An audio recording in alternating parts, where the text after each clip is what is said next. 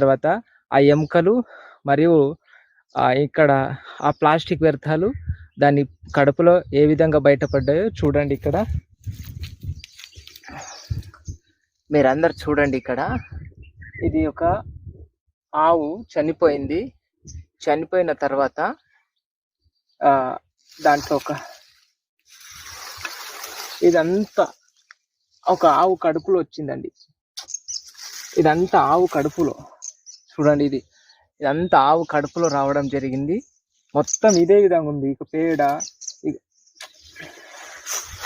ఇదంతా పేడతోటి ఆవుతోటి లోపటి కడుపులో ఇంత ప్లాస్టిక్, కొన్ని కిలోల కొద్ది ప్లాస్టిక్ ఉంది ఇక్కడ. కాబట్టి ఇంత డ్యామేజ్ అయిపోయింది.